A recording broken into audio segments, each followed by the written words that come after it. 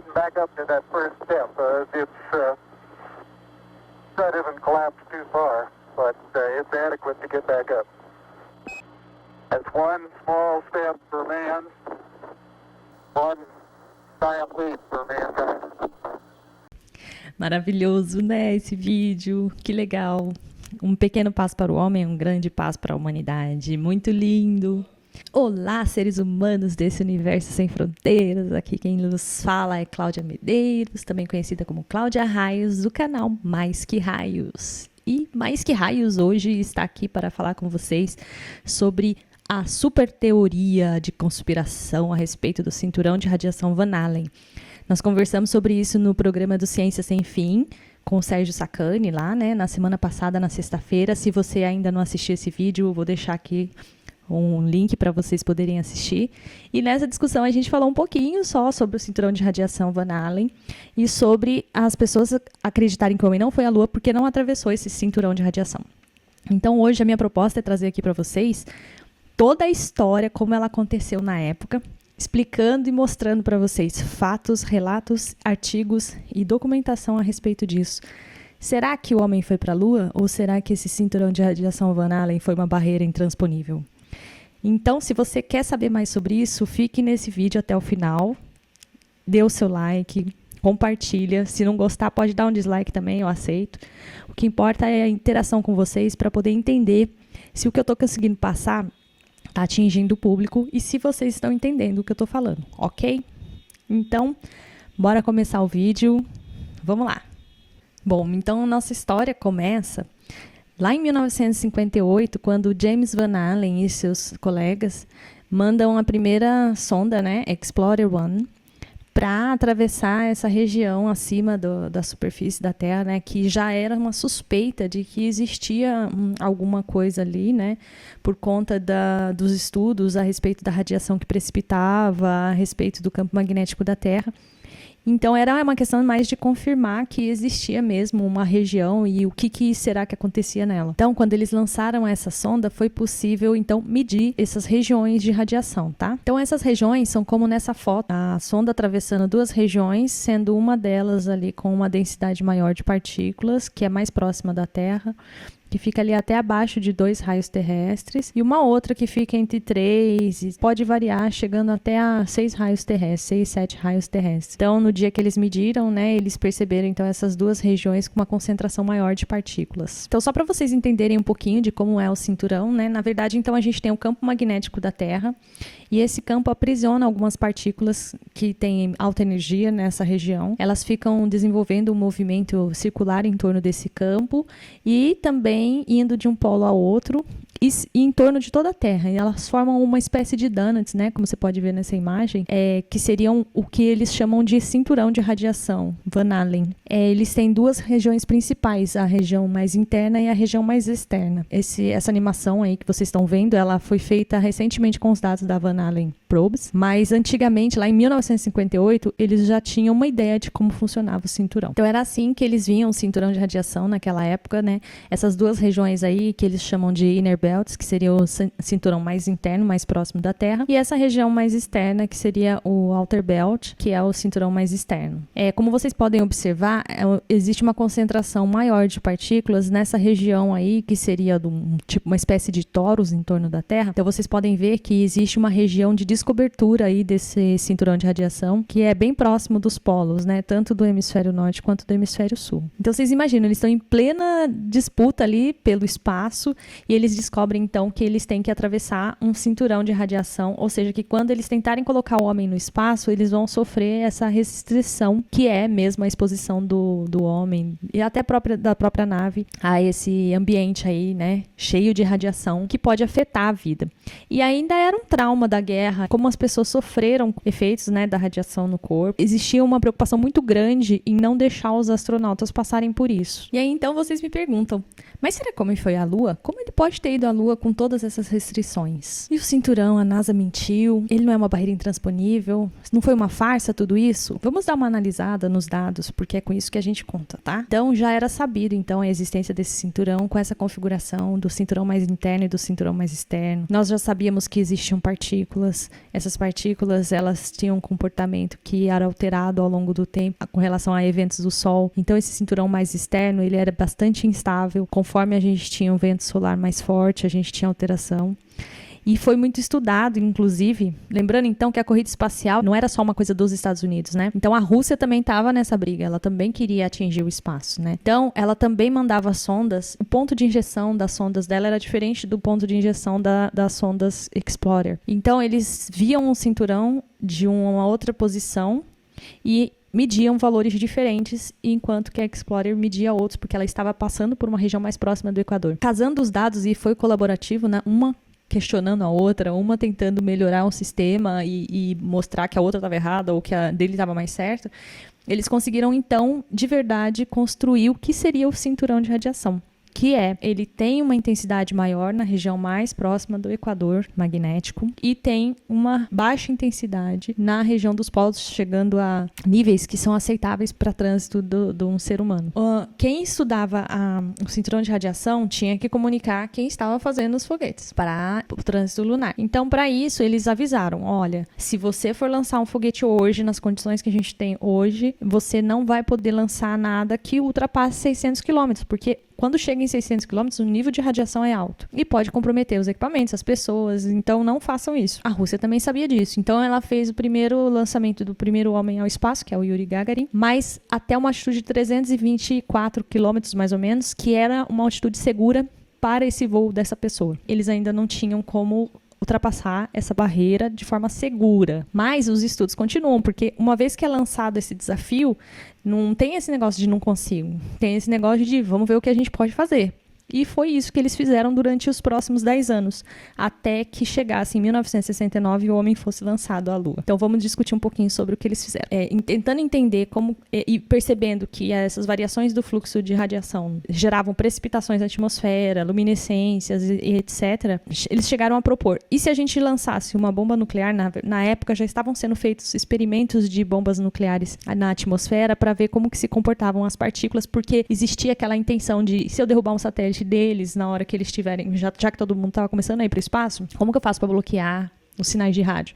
E eles sabiam que, então, coisas que afetavam o cinturão podiam fazer com que esses sinais fossem afetados. Então, eles imaginaram assim, se a gente lançar uma bomba para o espaço, para uma certa altitude controlada, a gente pode fazer com que essas partículas precipitem, e aí o cinturão vai ficar mais esvaziado. Será que se a gente fizesse isso e a gente conseguisse garantir um certo tempo de esvaziamento desse cinturão, a gente poderia fazer o lançamento de uma pessoa durante esse intervalo? Então, um dos estudos que foram feitos foram esses, de lançar bombas nucleares em diferentes altitudes e ver qual era o comportamento da atmosfera diante dessas bombas nucleares. Então, em 1962, eles lançaram o experimento Starfish, e a Starfish ele foi definitivo para mudar toda a rota de pesquisa que eles estavam imaginando naquela época, tá? Quando eles lançaram a Starfish, ela era uma bomba nuclear que explodiu em cerca de 400 quilômetros da superfície, no Oceano Pacífico. Teve uma detonação de 1,4 megatons, e ao invés de promover a precipitação de partículas no cinturão, ela fez o contrário. Ela aumentou a intensidade do cinturão de radiação. E isso durou por mais 5 anos. Então, eles perceberam que não tinha meio que como controlar esse fluxo de radiação do cinturão e que, pelo contrário, lançar uma bomba nessa altitude podia comprometer mais ainda os sistemas. Porque o que aconteceu? Quando eles fizeram esse experimento, além de preencher o cinturão com mais radiação em cerca de milhões de vezes, aumentou em milhões de vezes a radiação que era antes da bomba, danificaram satélites e ainda afetaram algo do ambiente em torno ali onde a bomba foi lançada. Inclusive, uma parte dessas partículas se precipitaram na anomalia magnética do Atlântico Sul, né, que era uma região mais próxima ali do Pacífico, onde foi lançada essa bomba e que tem a característica de ser penetrável para essas radiações. Tem um vídeo aqui que eu vou deixar aqui no card que a gente fez falando sobre o risco de uma bomba nuclear e como ela afetaria o clima espacial. Então, quem quiser saber mais pode procurar esse vídeo aí. Eles sabiam que com a infraestrutura do próprio foguete e com as vestimentas dos astronautas, eles conseguiriam bloquear até 1 MeV para elétrons e até 10 MeVs para prótons.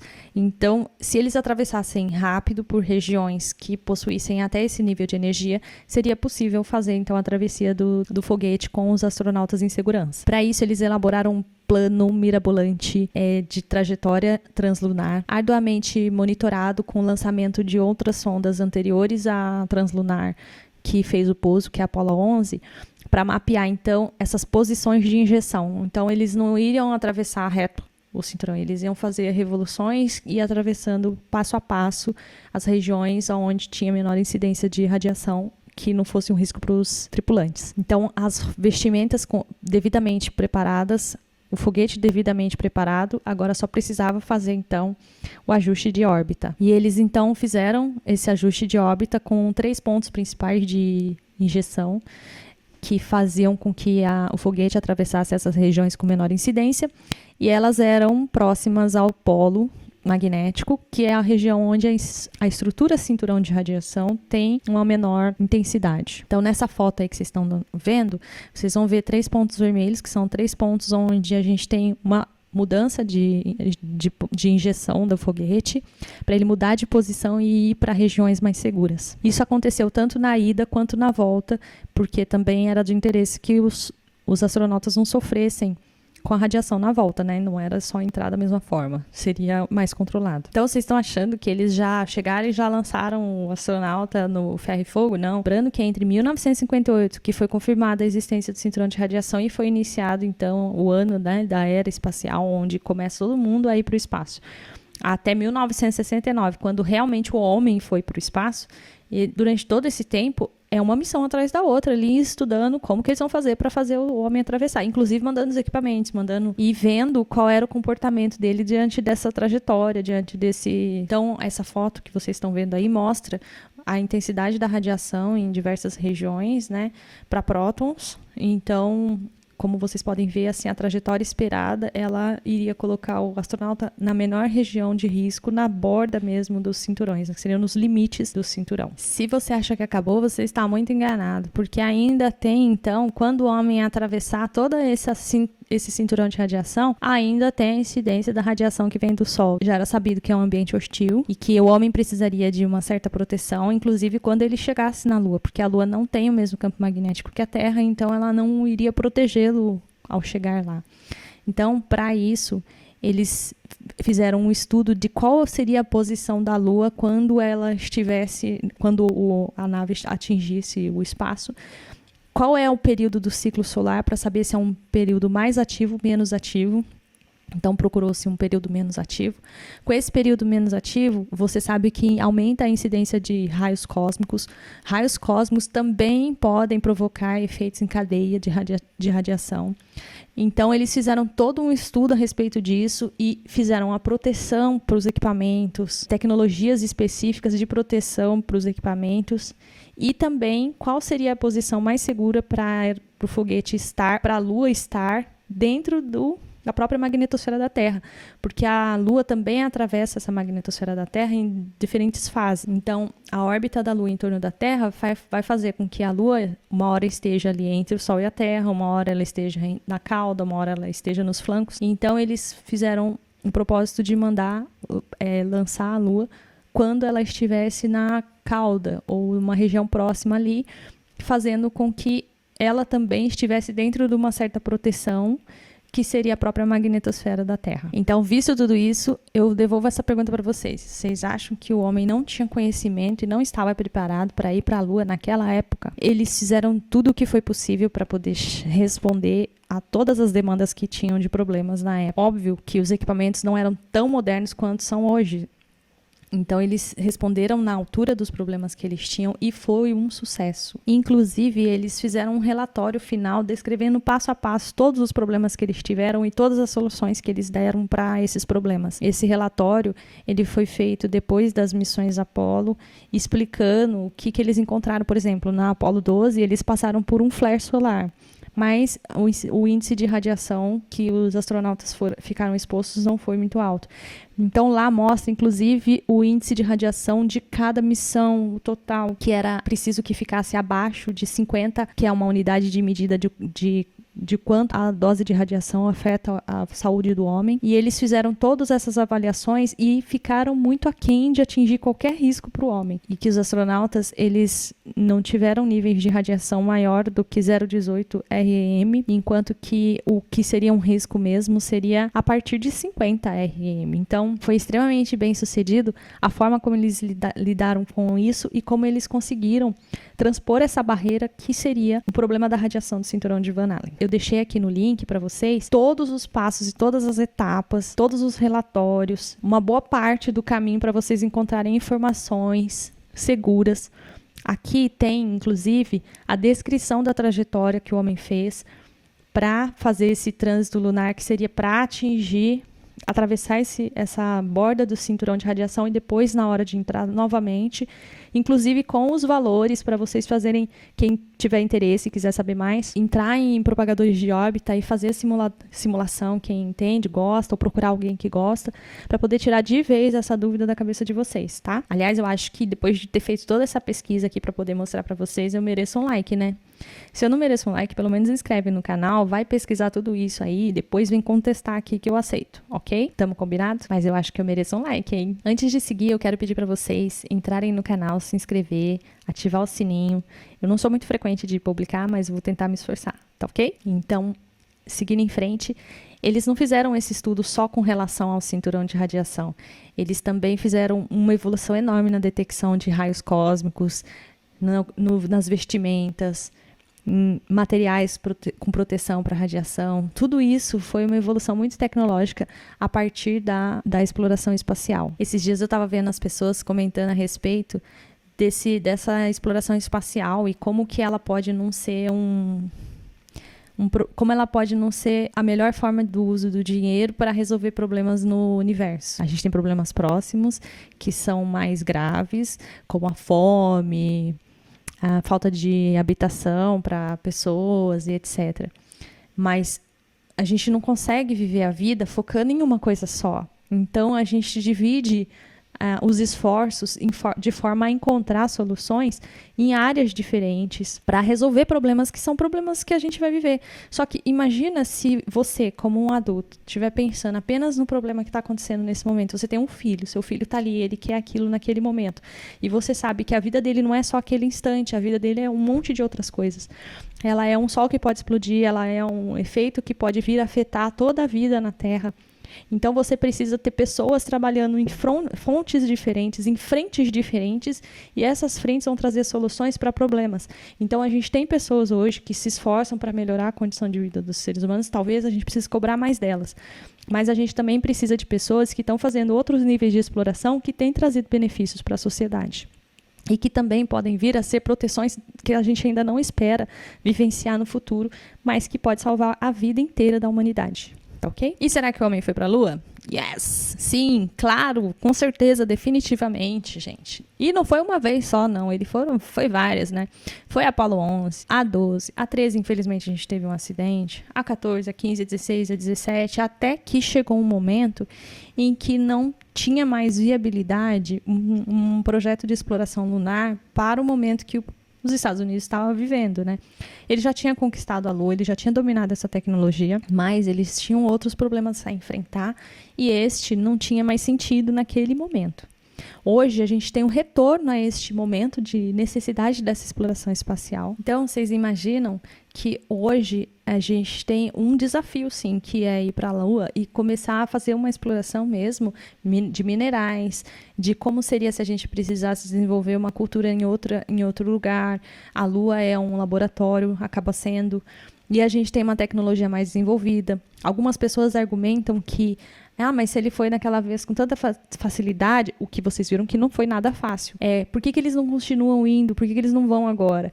Primeiro, porque se a gente vai construir uma missão para a Lua e a gente vai levar uma tecnologia para lá, e a gente hoje tem muito mais tecnologia, câmeras, um monte de coisas que a gente pode fazer lá, para que eu vou apressar uma missão sem construir ela de uma forma boa e que um voo vai levar um equipamento e uma coisa bem legal, bem estruturada, para fazer mesmo, para ser efetivo esse trabalho, né?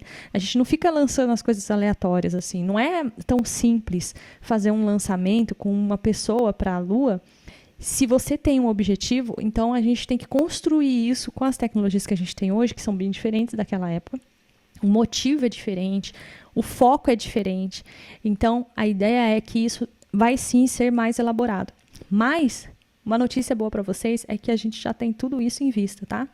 Então, a última GEO que eu participei, que foi em 2019, eles estavam lançando a missão Artemis, que é a missão do homem à Lua e além, tá? Então, o propósito que eles tinham é essa primeira fase, que seria o homem voltar à Lua, e já voltar com experimentos, já voltar com coisas novas. E não vai ser uma missão de ida, só uma ida e uma volta. São várias missões, são várias etapas para fazer a construção do primeiro módulo lunar. E depois, além, que seria você criar um ambiente propício para que a gente utilize esse ambiente como entrada para o espaço. Então, é uma missão de muitos anos, envolve muitas pessoas. Provavelmente, a gente já vai estar velhinho quando a gente vê uma boa parte desse resultado. Mas é assim que funciona a ciência, com segurança para os seres humanos. Então, lá atrás, vocês viram, demorou mais de 10 anos para eles conseguirem entender tudo isso. Hoje a gente já entende uma boa parte disso, mas a gente tem outras tecnologias, a gente quer fazer uma coisa muito além, a gente quer ir mais à frente. Então, está sendo construído passo a passo todas essas etapas para que a gente faça com sucesso. E a nossa próxima missão é a Artemis, tá ok? Então, eu conto com a torcida de vocês e também a investigação de vocês para poderem entender melhor os processos antes de sair julgando o trabalho das pessoas, dizendo que não funciona, não é certo e tal. Tem informação na internet, a NASA não é uma instituição fechada, tá? E não é só a NASA. Se você pensar por que a Rússia não contestou a NASA quanto à ida na Lua, é porque ela sabe que foi, porque foi mesmo. E inclusive outras nacionalidades que hoje, já, por exemplo, a China já conseguiu até colocar também missões lá, é uma questão de tempo para ela também fazer a própria missão lunar. Então não existe, essa teoria da conspiração é infundada. Mesmo que seja numa época em que parece que a gente não tinha tanta tecnologia, a gente tinha conhecimento suficiente para fazer isso. E as respostas e todas as informações estão aí. Teve um museu itinerante que passou aqui por São Paulo, que fez uma exposição sobre essa missão Apollo. Nesse museu eles mostraram, inclusive, os negativos das fotos e também os objetos obtidos lá. Muitas pessoas falam a respeito da bota do astronauta, que ela é diferente da bota da roupa do astronauta, só que existe uma roupa que o astronauta veste, que é um macacão, e existe um equipamento que ele precisa colocar no pé para ele andar na Lua. Então são duas coisas diferentes, né? Então quando você vê a pisada do homem na Lua, é um formato. A da roupa que ele costuma usar, com a bota que ele costuma usar, é outro. Então, você precisa primeiro buscar informação antes de sair julgando aí. É o que vocês veem na internet, tá? E eu espero que antes de vocês saírem por aí questionando sobre as coisas, que busque sim informação e nos lugares certos e de qualidade. Às vezes, investigar isso é um pouquinho complicado e às vezes a gente tenta fazer análise baseados no senso comum ou no nosso senso. E o nosso senso, ele pode ser falho. Os nossos sentidos, eles podem ser falhos. Às vezes a gente pode achar certas coisas que hoje a gente precisa de acessórios e outras coisas para entender. Então, eu sugiro que vocês, quando tiverem dúvidas, busquem informações com as pessoas certas, nos lugares certos, tá ok? Então, fica aqui a dica. Não se esqueçam de se inscrever no canal, acompanhar a gente aqui, dar o feedback de vocês. Se gostou, dá um like. Se não gostou, dá um dislike, faz comentário e vamos continuar essa discussão. E para quem tiver mais interesse, eu tô deixando todos os links aqui nos comentários. Busca a informação, entra lá, pergunta, procura o nome do cientista que falou isso e vai atrás e corre. Busca a informação no lugar certo, ok? É o nosso combinado. Então, um abraço e tchau, até a próxima.